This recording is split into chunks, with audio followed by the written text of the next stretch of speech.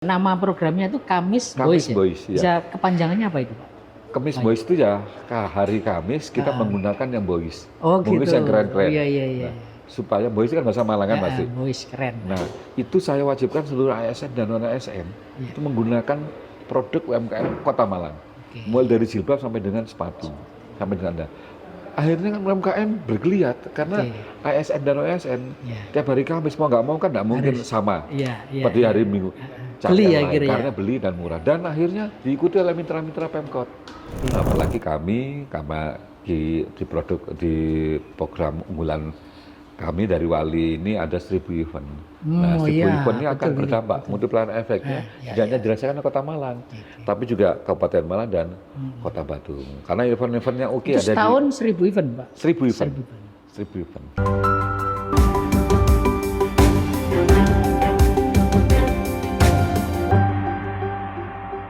Assalamualaikum warahmatullahi wabarakatuh. Waalaikumsalam. Tribuners dan pemirsa harian Surya dimanapun berada, pasangan Wahyu Hidayat dan Ali Muthahirin dinyatakan unggul dalam Pilwali Malang berdasarkan hitung cepat maupun real count KPU sementara dengan perolehan suara hampir 50%. Menarik untuk mengetahui lebih jauh tentang sosok Pak Wahyu Hidayat. Dan saya, Tri Mulyono, pemimpin redaksi Tribun Jatim Network, kini telah bersama Pak Dr. Wahyu, Insinyur Wahyu Hidayat. Assalamualaikum. Waalaikumsalam, Pak. Ketemu lagi nih, Mas. Iya, guys. Dan selamat juga ini, Pak. Matur nuwun.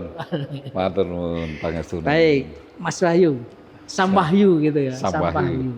Saya ingin tahu lebih dulu sama Pak Wahyu. Ya. Sejak kapan Pak Wahyu meyakini bahwa saya akan unggul di Pilwali Malang ini? Dilari ini. Ya, kalau meyakini itu tidak. Saya awal mulai saya jadi PJ Wali Kota Malang kemarin sampai saya mengambil satu keputusan dengan istikharah untuk mundur. Karena mundur saya kan dari PJ Wali Kota Malang, mundur dari Sekda Kabupaten Malang dan mundur dari ASN. Istikharah dan keinginan dari masyarakat Kota Malang itu sangat gencar, terutama 14 partai politik. Jadi mereka ingin selama 10 bulan 17 hari kemarin saya memimpin sudah banyak dirasakan. Baik permasalahan yang sudah saya selesaikan juga termasuk juga penghargaan yang saya terima. Banyak yang datang, semua komunitas, termasuk 14 partai politik pendukung. Ini Mas, saya meyakini, oke lah, saya siap ikut sebagai warga Malang asli, tentu karena diminat, diinginkan, didorong oleh semua kalangan. Saya akhirnya, saya siap dengan segala sikap apapun, tetapi saya tetap optimis karena memang dari dukungan dari masyarakat ingin ada keberlanjutan yang saya lakukan karena keterbatasan masa jabatan saya aja akhirnya banyak yang belum selesai. Nah, mereka inginkan diselesaikan pada saat saya menjalankan amanah sebagai Wali Kota Malang. Begitu, Mas. Tapi waktu itu masih belum gambaran ini jadi apa enggak, padahal sudah mundur dari pejabat Sekda, mundur dari PJ, mundur sebagai ASN gitu. Itu kira-kira apa Pak Wahyu waktu yang membuat tetap enggak saya pengen maju? Istikharah saya. Memutuskan jadi semua mundur saya itu terakhir. Saat-saat terakhir yang oleh surat dari Mendagri yang harus mundur 40 hari. Itu saat terakhir. Jadi besok, kalau nggak salah besok itu terakhir.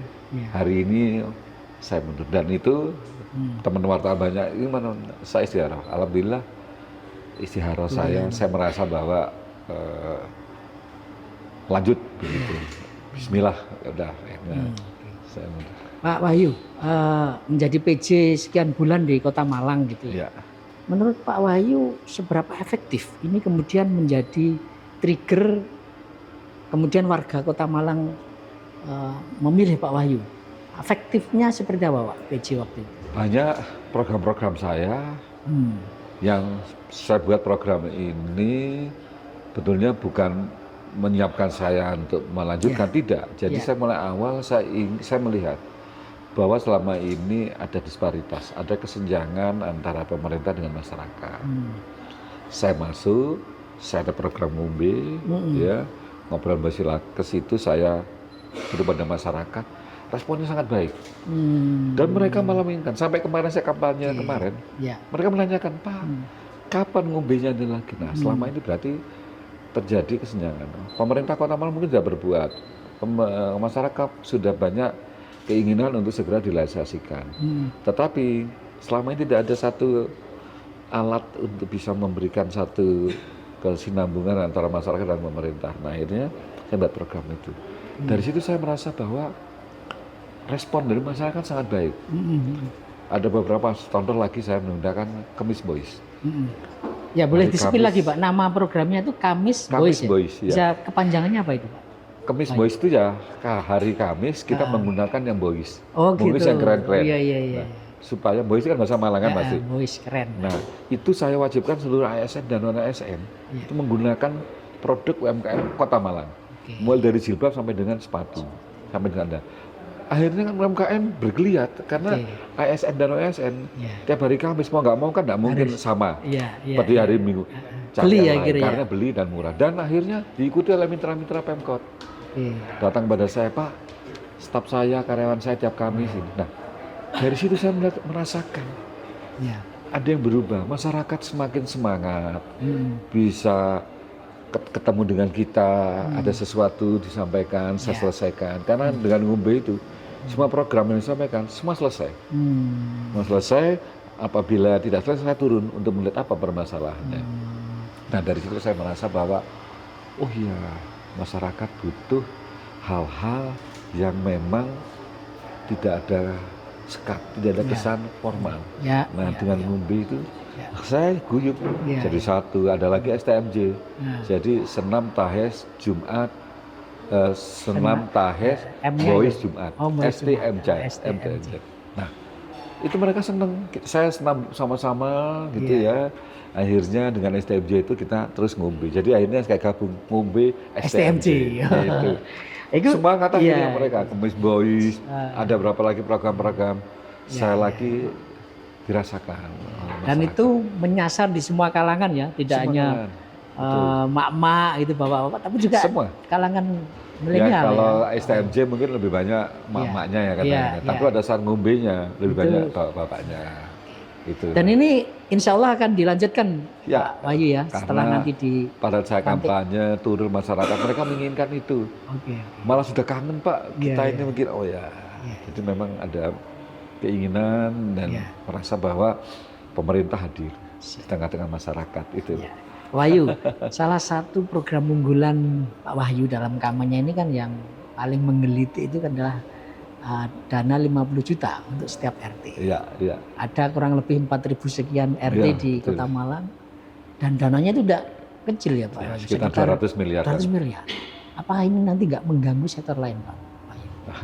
Tidak, ya saya yakin tidak, dan juga saya tidak membebankan ini pada untuk mendapatkan PAD, yang akhirnya masyarakat juga merasa bahwa ada 50 juta rupiah, nanti ada retribusi yang harus naik, tidak sama sekali. Jadi di OPD saya kan ini sekda kurang lebih 4 tahun sebagai ketua tim anggaran pemerintah daerah. Jadi banyak program-program dan kegiatan di OPD itu yang saya ketahui, dan mereka rata-rata berbasis kewilayahan. Ada yang di lokasi di kelurahan A, di RT ini, RW ini. Nah, itu hampir tiap OPD ada. Dan ini tidak hanya kegiatan pembangunan, tapi kegiatan rutin juga ada. Nah, ini kita geser, bukan ke RT gesernya, tapi ke kelurahan. Jadi semua anggaran nanti yang berbasis kewilayahan, terutama ini RT, ada di kelurahan. Kelurahan ini sebagai pengguna anggarannya. Nah, dari situ RT saya wajibkan untuk mengusulkan semua kegiatan-kegiatannya dulu. Tetapi harus dengan ada dialog dengan masyarakatnya. Jadi seperti silakan musrenbang di tingkat RT gitu tingkat ya. RT. Dan mereka jadi kita difasilitasi ketua RT, RW. ketua RW ini nanti sudah ada usulan, ketua RW ini yang akan mengatur supaya tidak tumpang tindih. RT 1 misalkan bangun, oh ya saya akan merevitalisasi saluran drainase. Saluran drainase melewati RT 2 dan RT 3. RT 2, wah nggak usah lah, anggaran untuk lainnya. RT 3 juga untuk memperbaiki saluran drainase. Nah, Pak RW di sini yang akan nanti supaya mengatur. Nggak mungkin kalau RT 1 bangun, memperbaiki RT 2 enggak, kan salurannya jadi berhenti. Nah itu disinkronkan. Tapi untuk penggunaannya apakah hanya infrastruktur misalnya, atau juga bisa untuk sektor-sektor produktif Pak Wahyu? Jadi fisik dan non fisik. Produktif juga termasuk yang non fisik. Itu semua kita kembalikan kepada masyarakat untuk istilahnya itu mereka atur apa enaknya anggaran ini. Misalkan ada dibuat untuk PKK atau posyandu, terserah. Nah nanti Pak RW akan melihat sesuai ketentuan, kemudian nanti sudah nanti ada pendampingan juga supaya terarah. Nah nanti baru diajukan ke kelurahan, baru dicairkan. Untuk pemahaman ini di tahun pertama memang saya akan memberikan bintek terlebih dahulu untuk ketua RT dan ketua RW. Bikin programnya seperti apa, mana yang nggak boleh, besarannya juga seperti apa, harga satuannya pada saat kita mengajukan itu berdasarkan apa, seperti itu. Terus program-program prioritas, bagaimana kita bisa mengatur program prioritas tersebut. Nah nanti kita serahkan kepada ketua RT untuk rembuk.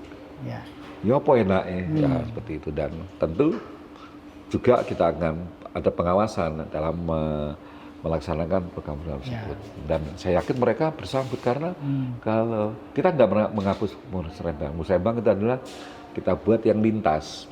Jadi mungkin ada lintas RT, lintas RW, atau lintas kelurahan. Nah itu melalui musrembang. Nah di sini mereka nyambut karena ada kegiatannya mungkin skalanya RT melalui musrembang. Sampai ada yang 5 tahun, 7 tahun nggak turun-turun.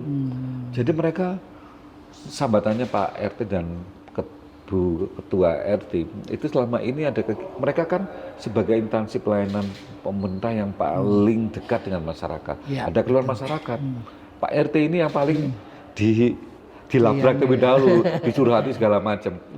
Kadang-kala Pak RT sudah kita beli, dan Pak RT dan Bu RT sudah kita beri insentif, tapi kadang-kala katut-katut. Karena banyak keinginan masyarakat, mana begini-begini, akhirnya katut-katut. Sampai uang pribadinya sendiri ikut di situ. Nah itulah akhirnya dengan dana bangunan ini mudah-mudahan bisa memberikan semangat dan kepada Pak RT dan Bu RT dan warga juga merasa dilibatkan untuk mengatur atau pembangunan-pembangunan yang ada di RT tersebut. Jadi intinya ini justru akan menggerakkan ekonomi di wilayah itu gitu ya. Betul. Dana 50 juta, tapi insya Allah akan multiplier efeknya kemana-mana ya. Betul. Mereka merasa bahwa dilibatkan, kalau sudah dilibatkan mereka merasa bahwa akan menjaga juga. Ini usulanku kan begitu, apalagi dana ini dari RT, mereka akan lebih menjaga. Itu. Pak Wahyu, sebelum kita lanjut ini kayaknya ada yang menarik ini. Nah, ini makanya saya lirik terus dari tadi. Dari Pak Wahyu ini kita lagi di NKafe ini. NKafe. Ini apa ini Pak Wahyu? Ini minuman. Ini kopi Sulaiman. Jadi ini Sulaiman. Mungkin yang ada di Indonesia mungkin hanya diajak ngapain. Monggo Mas ini siap. Wah ini menarik ini kita cicipi nih Tribuners ya. Nah, ini kopi Sulaiman. Namanya juga agak unik ini. Betul. Pak. Jadi ini tanpa air tapi menggunakan degan kelapa muda. Wow. Iya, ini ada rasa degannya. Iya, dia tanpa air sama sekali. Ini Gus hanya ada di Malang ini. Adanya hanya di NKafe. Di NKafe ini. Tribuners jangan lupa ya kalau ke Malang silakan mampir di NKafe. Ayo kita lanjut lagi. Ini Pak Wahyu ini kan maju salah satunya diantaranya dicalonkan oleh Gerindra dan PSI ya, partai yang berkuasa saat ini gitu ya. Nah, ini barangkali sudah kemudian para petinggi Gerindra PSI sudah menitip pesan atau harapan ke Pak Wahyu atau bahkan Pak Presiden Prabowo sendiri jangan-jangan sudah mulai ketak-ketak. Bisa diceritakan Pak Wahyu. Ya. Yang kebetulan memang wakil saya dari PSI dan saya juga kader Gerindra. Oke. Dan alhamdulillah saat ini untuk periode kabinet yang saat ini memang kita tegak lurus kebetulan dengan program-program dari Bapak Presiden. Dan alhamdulillah apa-apa yang disampaikan pun sudah banyak kita lakukan dan kita tuangkan semua program-program dari Pak Prabowo, kita masukkan dalam program-program kita di Kota Malang. Jadi sebagai bagian dari Bapak Presiden untuk bisa menyampaikan beberapa program-program yang dulu telah disampaikan pada saat kampanye beliau, dan ini sudah kita tidak lanjuti. Dan terkait dengan pesan-pesan, memang kami belum bertemu langsung perintah, tapi melalui Pak Sekjen. Oke. Ya. Ya. Pak Muzani Kira-kira apa ini yang sudah dibisikkan Pak Wahyu? Menyampaikan bahwa semua program-program, terutama di Kota Malang, beliau tidak menyampaikan apa saja, tapi yang jelas program dari Pak Prabowo sudah kita lakukan. Nah, untuk program-program prioritas lain yang di Kota Malang, beliau memfasilitasi. Karena beliau menyampaikan bahwa program-program unggulan yang ada di Kota Malang, silakan mana yang akan dibantu oleh pusat melalui APBN maupun dari kementerian-kementerian. Beliau menyampaikan langsung pada saat kita temu kader Gerindra dan juga Mas Ali, wakil saya juga ikut dan dari PSI, dan benarnya jelas. Semua program-program prioritas silakan ajukan kepada kementerian, dan kami karena memang kader Gerindra akan segera memprioritaskan semua program-program untuk Kota Malang. Dan alhamdulillah dengan perhatian tersebut kan berarti ini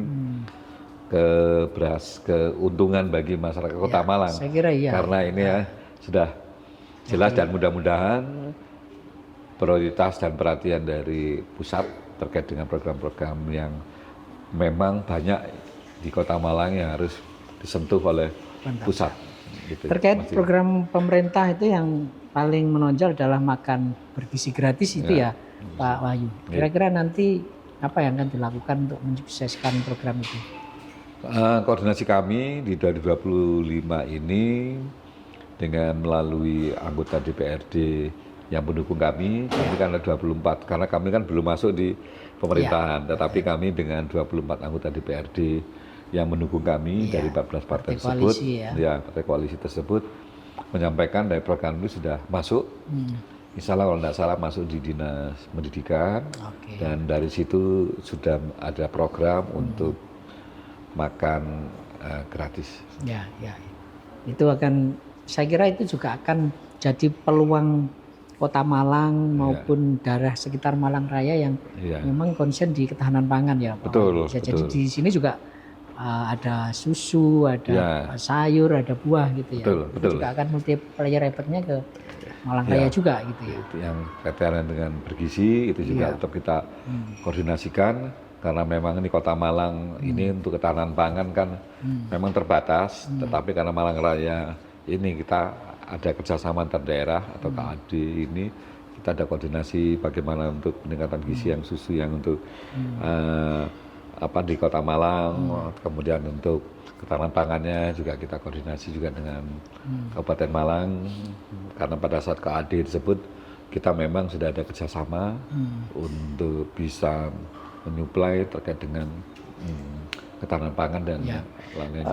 Untuk konektivitas Malang Raya Pak Wahyu, saya kira ini juga salah satu concern pemerintah provinsi dan pemerintah pusat ya, bagaimana mensinergikan wilayah Malang Raya, ada Kota Malang, Kota Batu, Kabupaten.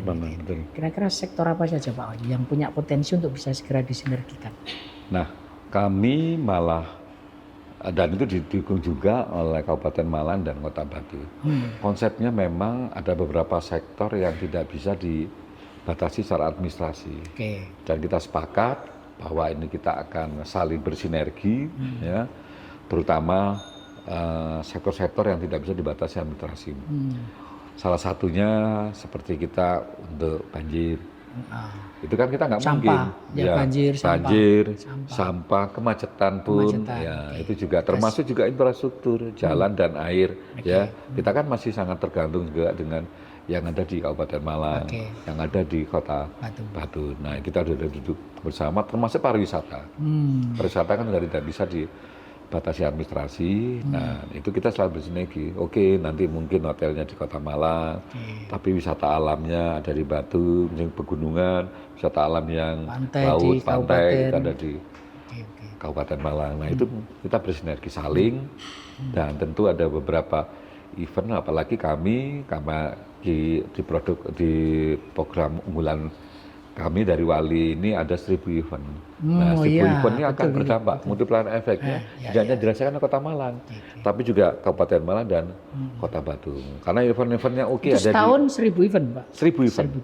1000 event. Tercapai, Pak, kira-kira. Insya Allah kita kemarin pengalaman menjadi PJ sudah berapa ratus event? Sudah ada beberapa yang walaupun belum optimal. Kan event ini kan tidak hanya terkait dengan event-event hiburan, tetapi kan juga ada sport tourism. Ya.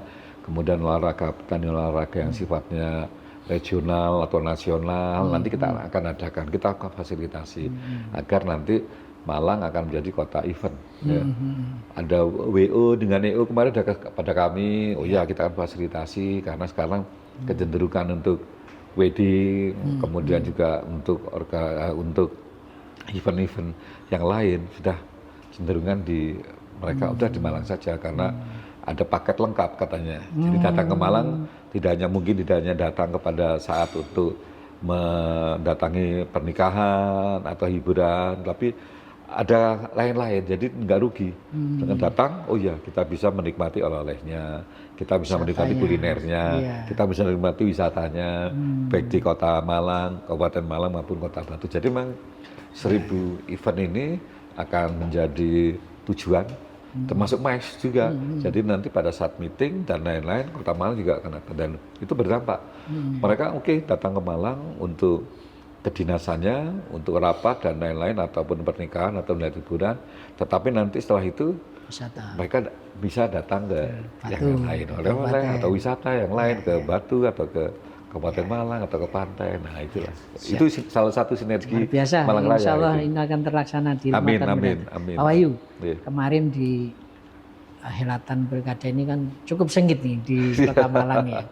Dan saya kira dua pasangan calon yang berkompetisi ini perlu dirangkul.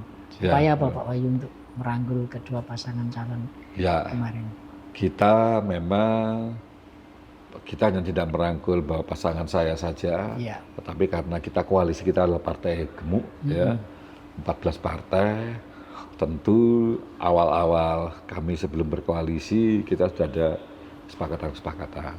Sama dengan posisi saya sebagai wali kota dan Mas Ali sebagai wakil wali kota, berdasarkan ketentuannya juga ada bagaimana tanggung jawab wali kota, bagaimana tanggung jawab wakil wali kota.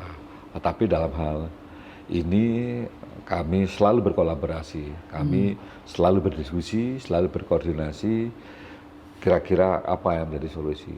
Tidak melihat saya mungkin sebagai wali kota, Mas Ali sebagai wali kota, tidak, tapi semua kita bersama berdasarkan ini, termasuk juga dengan partai-partai yang ada untuk mewujudkan satu keputusan. Kita selalu berkoordinasi dan berdiskusi kira-kira solusi apa. Sama nanti pada saat bisa menjalankan ini, tentu partai-partai ini sebagai partai pendukung tentu harus kita libatkan terus untuk bisa menyelesaikan permasalahan kota. Karena saya yakin dengan adanya dukungan tersebut, insya Allah permasalahan Kota Malang apabila kita lakukan dengan melibatkan semua stakeholder, baik itu nanti partai pendukung dan juga masyarakat, juga yang lain kita akan libatkan. Karena pada saat saya nanti sudah menjadi kan, saya juga sebagai milik partai, tapi kan milik semua, makanya itu harus kita libatkan semua. Termasuk dengan pasangan calon wali kota kompetitor Pak Wahyu ini nanti juga akan dirangkul juga.